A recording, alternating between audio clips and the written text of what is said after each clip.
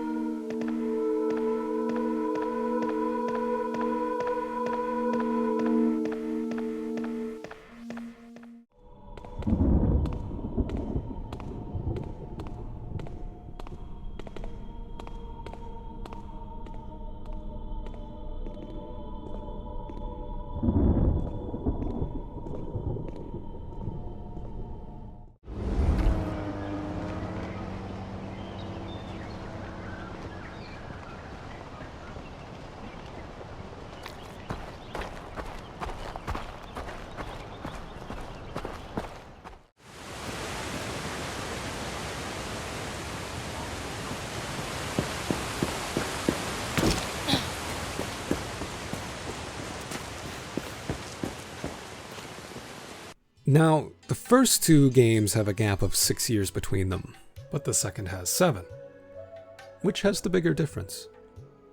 Clearly, our graphical leap from 1996 to 2002 was bigger than 2014 to 2021. So, what does this mean? I think gaming technology has plateaued. At least in terms of traditional consoles and PCs. There's, of course, VR and the more experimental areas, but those are a different topic. Personally, I think this happened during the early to mid 2010s. Sure, if you stop to deliberately admire modern graphics, you'll notice more of the subtle touches we've improved upon. But can you really say that it's much better than it was 2013 onward? If you're stuck into a game, are you really going to notice that tiny of a difference? Okay, so if the differences are so small, why are things so much harder to run now? And why are file sizes so giant compared to what they used to be? Pretty much every Far Cry game is twice the size of the last one. I think this is because AAA studios, especially, want to keep wowing us. Bigger maps, more content, more realistic graphics, but more importantly, the rate in which they try and pump these games out. Personally, I think it's fine that Grand Theft Auto 6 is taking a long time to come out, as long as it's optimized. Optimization, I think, is the clear issue here. And don't get me wrong, I don't hold anything against the devs of these games. Who I have a problem with is their higher-ups who push for these strict deadlines, and us, who keep asking for more and more, faster and faster. We all know that it's normal practice now for games to be released unfinished, and then patch job together after release. And then once it's in a somewhat acceptable state, move on to the next project. Optimization, I'm sure, is one of the first corners to be cut in an environment like this, especially since most AAA studios are trying to account for PC, Xbox, PlayStation, and Switch.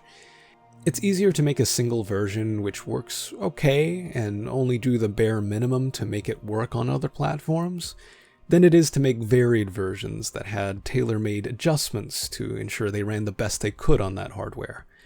Replace volumetric lighting on the Switch versions with baked-in lighting. Replace complex particle effects with flat parallaxes. Stylize a little bit to offset what you can't do. Let developers have enough time to work out clever or even creative solutions to these problems. And don't tell me we can't. Resident Evil 2 was compressed from 700 megabytes to 70 for the Nintendo 64 version. If we can do that in the late 90s with the tech we had then we sure as shit can do it with the tech we have now. We are in the best position in gaming history to optimize these games. If stuff from the mid-2010s still looks acceptable, we have 10 years of older, less resource-intensive methods to optimize games for weaker platforms to fall back on. And it just feels like we're not using them. I don't want this to come off as me not wanting video games to keep pushing the boundaries of technology. But I think we've got this opportunity, especially now in 2026, to enjoy what we have now. I do want video games to experiment with new technologies, but I want them to be able to fall back on the years and years we've been building this art form. I wouldn't mind it if the next Far Cry's visuals are a downgrade from the last game in exchange for a more fleshed out story and in-depth gameplay. Or if there was a major art style change to allow for a Switch port.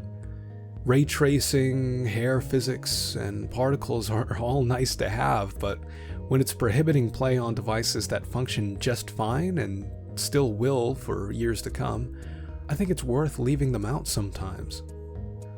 And this, my friends, is why I hate the existence of the Switch 2.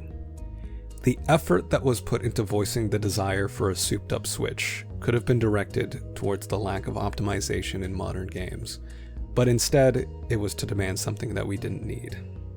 Sure, the Switch is weaker than our phones these days, but our phones are way more powerful than they need to be anyway. The latest set of iPhones can play Resident Evil 4 Remake locally. That's pretty ridiculous. It's impressive, but ridiculous. The Switch 1 is plenty powerful enough for gaming. I just think we've adopted this culture of accepting bad optimization and making up for it with overpowered hardware to keep up. I do think people are starting to realize this though. I've seen a few videos pop up about buying secondhand PS4s instead of any of the latest consoles. A friend of mine even gave me one for Christmas, and I've been rediscovering a latent love for games through Ghost of Tsushima, which he also gave me. Thanks, Justin. And despite much more powerful handhelds being available, the Steam Deck is still reigning supreme over the handheld PC market. The Steam Deck does its job well. I'm sure there's some enthusiasts that love their ROG allies, Lenovo Go's, and MSI Claws. But for most people, even 3 years after release, the device that just does enough rather than in excess is still on top. I'm actually reminded of how the original Game Boy vastly outsold the competition, despite Sega's Game Gear and Atari's Lynx being much more powerful handhelds. So, viewer, if you at all agree with me in this video, I urge you to keep using your Switch 1s, your Xbox Ones, your PlayStation 4s, and your PC, which you haven't upgraded since 2017. Try franchises you've never heard of, exchange with your friends and family, Stick those settings down to the lowest if you need to. Are they really that ugly? And just to end, this video isn't meant to guilt you if these powerhouses are something you really want, and if these minor changes truly do bring joy into your life.